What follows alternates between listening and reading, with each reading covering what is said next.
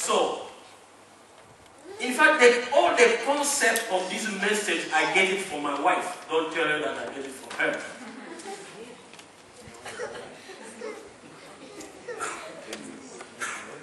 My wife was talking with a couple. It was quite a heavy conversation. And I don't know exactly what they were talking, but what I received from that conversation is this.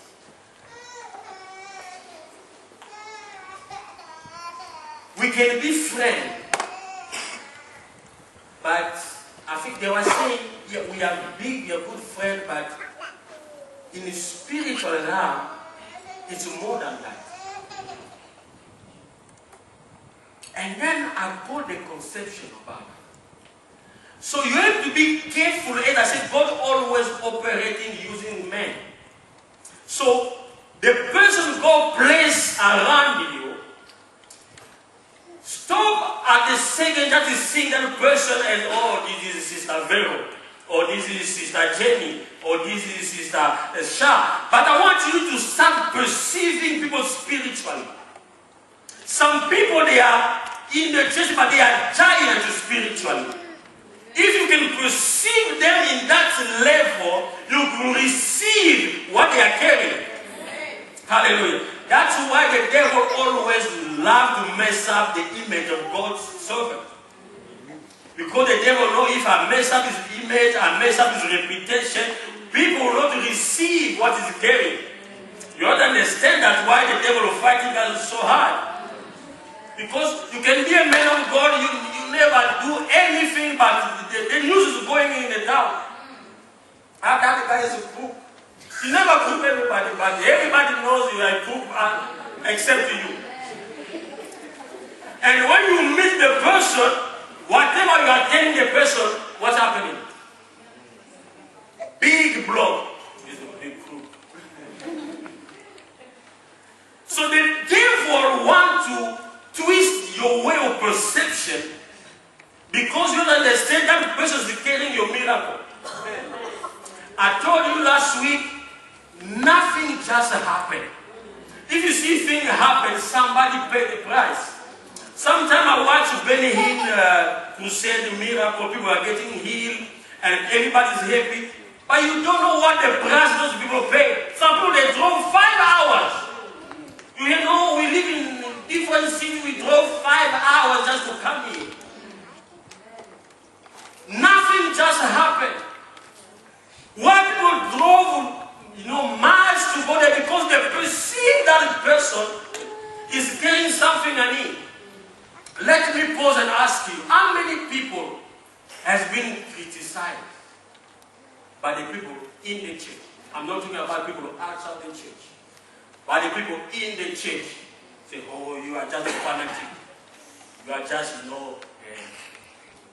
beyond that man, beyond that pastor, because you are trying to make him a God. No. You can say, if I perceive my miracle, that sister is getting it, I'll do everything possible for me to hook up with him or with her. Just I can get where I'm going. That's reminding me about Elijah and Elisha. Hallelujah. Can you imagine a young man, Elijah, and that's automatically reminding me about Paul and a young man about Timothy. Can you imagine an old man dying in the jail, but Timothy is hooked up with that guy? Because Timothy, anyhow, he perceived, for me to reach my destiny, I need to hook up with that person.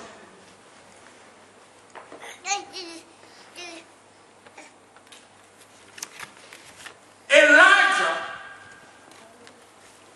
with Elisha.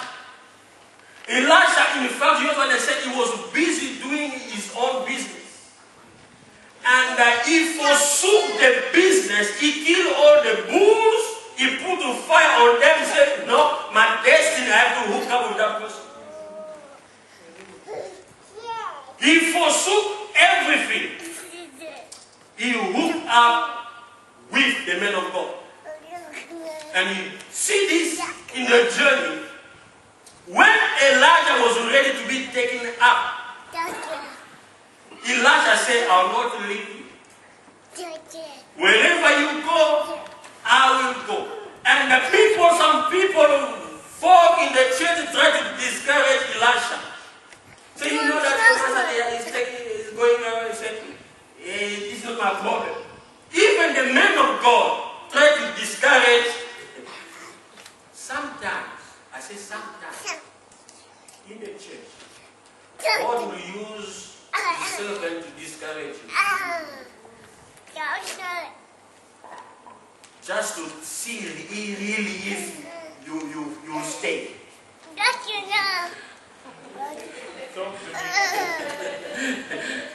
If you don't believe me, check Jesus. Jesus turned to them and said, why are you following me? Just go. And the Peter said, where shall we go again? Because we perceive. Hallelujah. Give God the praise. Where shall we go? Because we understand you are carrying the word of life. Hallelujah. Sometimes God will use me to discourage you.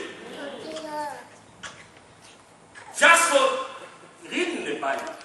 God took them in the wilderness 40 years to see what it was in their heart. You know God is God. You can come and say, hallelujah. He's a great change. Because okay, we'll check it out. Yeah, we'll check it out. You have a funeral, Pastor Peter didn't show up.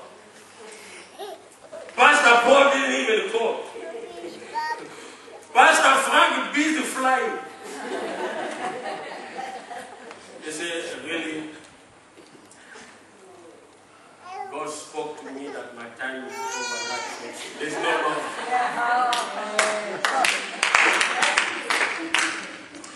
People don't love each other in that church. How can I? If you don't believe in me again, check on Jesus. Jesus, the Bible makes it plain and clear. Jesus, the best friend. Lazarus. Very sick.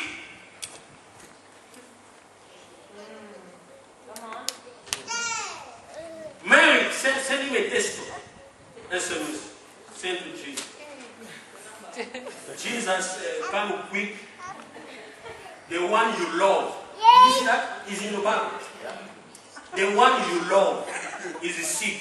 When it just be, use a check, spit it off.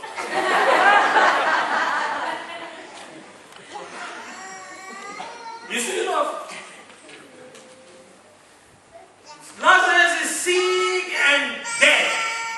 Jesus didn't call. Jesus didn't send in the Facebook, the email, and no.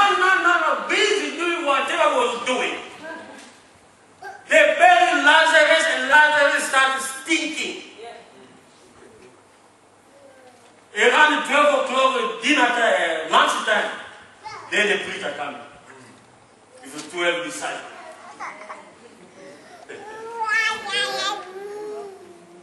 Mary looked at Jesus and said,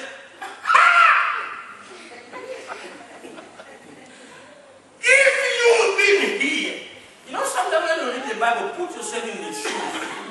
Don't just read it politely.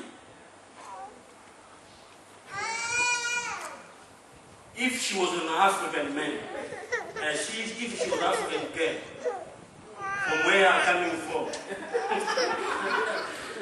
they are laughing because they know. They don't say like that.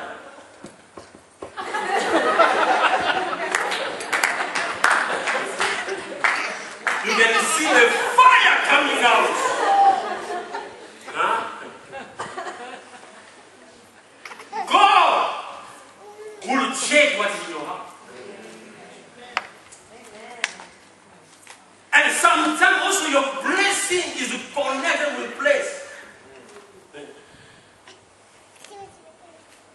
Quickly, I don't want to be in trouble. You make sure you cut that part I'm saying now. I was in South Africa.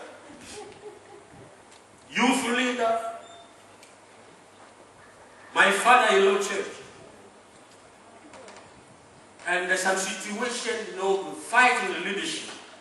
And some people left the church. And I don't know, I don't know. It's like I already gone, but it just was like this. Already out of that church. I don't know by any miracle I say, okay, I'll stay here. Why I'm saying this, because if I left that church, I will not be married to peace.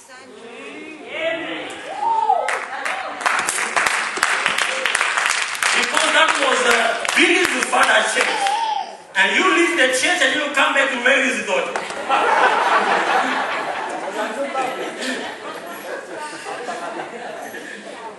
Huh? I almost left the church. But I don't know what I was doing there. But your place of miracle is calling you. Hallelujah. Your miracle is on motion, and you have to perceive where is your miracle and who's getting your miracle. I choose to stay regardless. I choose to stay. And I didn't know that my blessing was there. Come on. Essential. Elisha following Elijah. Elijah said, listen, stay here in Gilgal.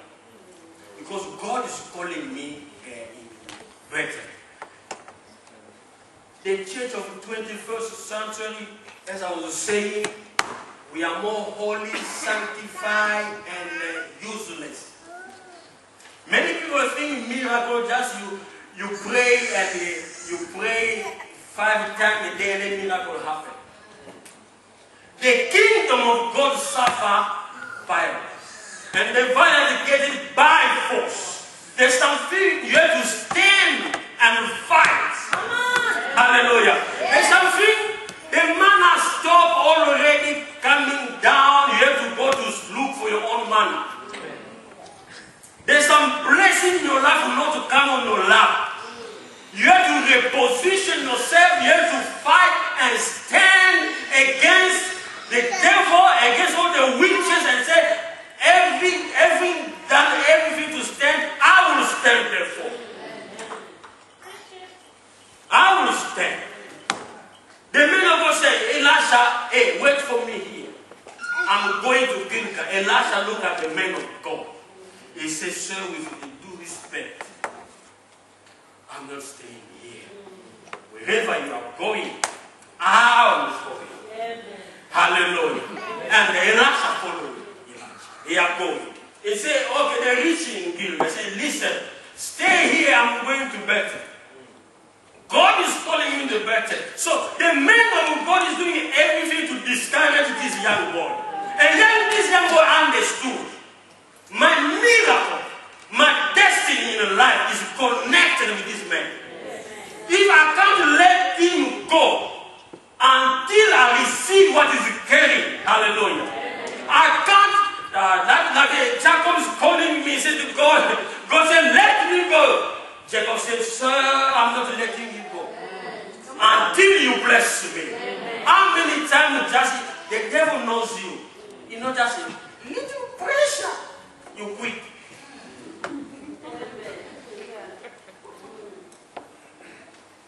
Even it's not the big devil coming after you, it's the